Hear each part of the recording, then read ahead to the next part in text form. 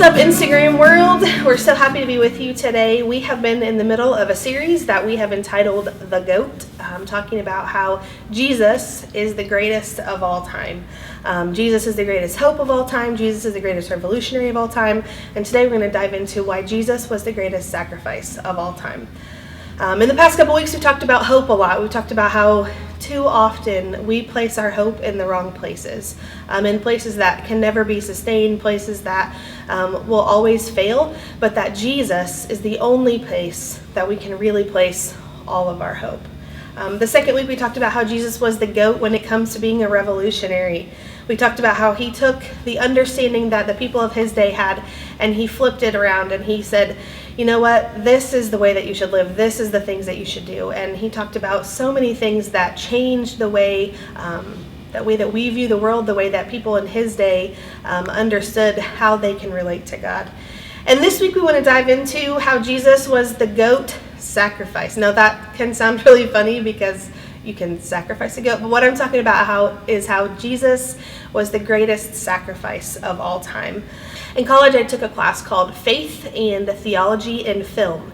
And what we would do is we would come to class once a week and we would watch a video together. And then after that video, we would have a discussion based on the principles that we found in the video. So sometimes it had to do with the way people relate to God. Sometimes it had to do with different topics about theology. But one week I remember we came in and we watched this movie and it changed my life. The movie was basically a film based out of World War II. And before I explain this film, I just want to explain a little bit about myself so you can understand a little bit more about why this impacted me so much. I grew up in a Christian home. I asked Jesus into my life at the age of 5, and really from that point on, I tried to understand more about who God was. At the point that I watched this movie, I was in college studying to be a pastor, so I had a pretty good understanding of what faith was. I understood the idea that Jesus came to earth, that he lived as a man, that he taught people, that he performed miracles, and that those kinds of things actually really made the religious people of his day really angry. So angry that they tortured him and beat him and pretty mercilessly. I understood these things. I knew that Jesus ended up dying because of the things that these people had done to him, and that he died on a cross, and that this was a torturous way of dying. I knew in my head that Jesus had taken this beating for me. I literally had heard it all my life. But as I watched this movie in my class, I experienced something that I had never fully understood before. This movie, like I said, was set in the World War II time frame, and basically it was a Japanese work camp for prisoners. And what was happening was there was these various prisoners from Scotland, from England, and there's one from the U.S. And in this film, it's a story about how these men were treated horribly by their captors. They were first forced to work on a railroad, building a railroad from Japan to India. And in the process, because they were treated so poorly, several of them had devised a plan that they were going to try to escape. And like most movies, there are different types of characters. There's the characters that they build up that you really root for and you cheer for and you want them to succeed, and then there's the characters that they show you the dark side of who they are, the part where you're like, man, I just don't know if I really care for that character. You see these men in this movie endure terrible torture and beatings at the hand of the Japanese people, and it was really heartbreaking to see in this movie the way that these men had to live. At the end of the movie, though, there's this scene where the character who had stirred up trouble for all the other prisoners, basically he gets them all in trouble by this plan to try to escape. And there was one man who you start to enjoy his character, you start to like him, you root for him, and he's really innocent in all of this. And at the very end of the movie, they capture the people who are trying to escape, and they say, someone has to pay for this. Who put this plan together? And the innocent man who had nothing to do with it comes forward and he says, don't punish that person, punish me. And the guy who had been a good influence, one of the characters that you root for, that you want to have a good outcome, he became the one that the Japanese people tortured and eventually killed. An innocent man was killed in the place of a guilty man. This leads me to remember a verse found in the book of John. John was one of Jesus' disciples who walked along with him every day, and he wrote down his memory of how Jesus lived in a book that we call John. In John 15, chapter 15, verse 13, Jesus says this: "There is no greater love than to lay down one's life for one's friends." Now, I've heard this verse before, and I've had that thought, oh yeah, what a big deal to die for someone. That's so huge. But that night, when I was in college after watching the movie, I finally understood. It wasn't just that Jesus died for me, it was that Jesus died in my place. Just like this man in the movie, Jesus chose to step forward and to say, hey, not her, take me instead. And that concept totally wrecked me. I remember as soon as the movie ended, my professor immediately dismissed us, and typically would have a discussion after the movie, but he that night said, I want you all just to go back to your dorms. And that night, as I walked back to my dorm, I sobbed the entire way back because I just finally understood the sacrifice that Jesus had been for me. I understood that Jesus had done that very thing in my place. He stepped up and said, whatever the consequences that Kaylee should have to pay, I'll do it. This idea of paying for what we've done is not a new idea. It's not specific to Christianity or to Judaism or to any other religion. It's woven into the fabric of who we are as human beings. When someone is wronged, we expect justice for the wrongdoing. If someone steals from us, we expect for them to pay for that with a consequence. If someone hurts our feelings, we want them to apologize and to understand why they've hurt us. These are not specifically Christian concepts. These are basic things that human beings expect. But this is where our faith makes things different. We know that the things that we do deserve a consequence. We call those things sin. And our sin demands a consequence. The incredible thing is that Jesus took those consequences upon himself. Let's dig into this a little bit further. Jesus was no ordinary person. He was literally the best there's ever been, the GOAT. He was perfect. He lived a life that far surpassed anything that you or I could ever achieve. And yet he chose to take my place.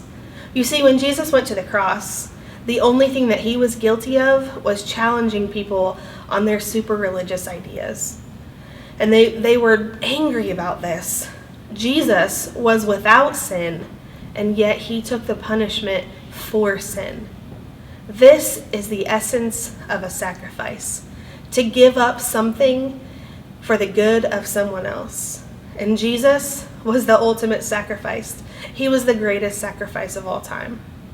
And because he was fully God and fully man, he lived a perfect life. He fulfilled the law and the old covenant, and his sacrifice was enough to do away with the penalties of what you and I could owe forever. He did away with our penalty by taking it upon himself. Jesus canceled any debt that you and I could ever have because he paid for it with his life. He bought our freedom with his death. Jesus is the greatest sacrifice of all time. And that, my friends, is the best news of all. And that is the story of Good Friday. In just a couple days, we're going to celebrate Good Friday, and this is the reason that we call it good. Not because Jesus died, but because he took our sin upon himself so that we don't have to pay for it. This is the reason that we call Jesus the GOAT, the greatest of all time.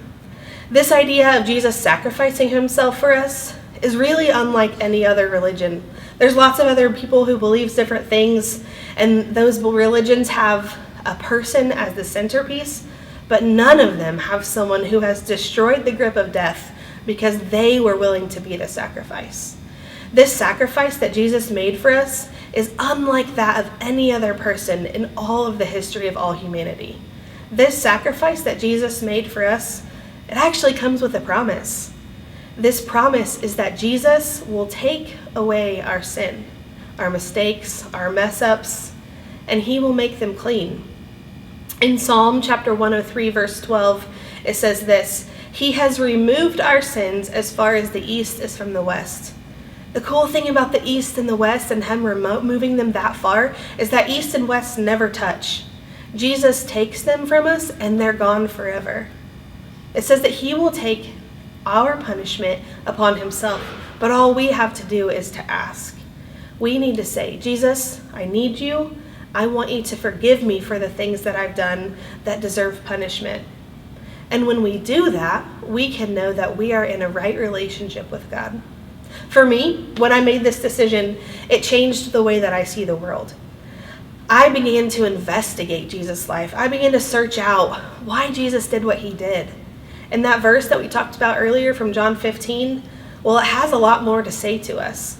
When Jesus told his friends that there's no greater love than to lay your life down for your friend, he was leading the way for us in how we ought to be loving other people, how we ought to live. Have you ever considered what it would be like to die for someone else? Like, this is truly a noble and selfless thing for each of us to consider. But what if there's more than that? More than dying for someone else? Wow, Kaylee, what else is there? Like, that's a crazy thought. Well, what if this idea of giving your life for someone was about more? The verse right before that one, right before verse 13, that we've been referencing in John, it says this, verse 12, John 15:12. This is my commandment. Love each other in the same way that I have loved you. The way that Jesus showed his love for those people was to do everything in his power to make sure that they knew how he felt about them. He loved people with all of his being. And he did this in a lot of different ways. We tend to focus on Jesus' love when it comes to his death, but his entire life mission was to love and to serve people. He fed them when they were hungry. He healed them when they were sick. He treated people like women and slaves and of other ethnicities, the castaways of his society. He treated them with kindness. He taught them the truth. His entire life was lived to show his love by serving other people. Jesus' sacrifice was the greatest sacrifice of all time, and this calls us to live for him, to sacrifice ourselves in such a way that Jesus' sacrifice is lived out through us. Now, more likely than not, you're probably never going to be asked to literally die for someone else, but you can live your life by laying aside what you want, what you desire, for the purpose of loving other people around you with your whole self. Jesus' sacrifice is an example to us of how we ought to live. I want you to think about these two questions as we go. First, have I allowed Jesus to be the sacrifice for me by asking him to forgive me? And second, how can I sacrifice my life for others? Hey guys, stay safe out there. We hope you have a great rest of your week. Bye.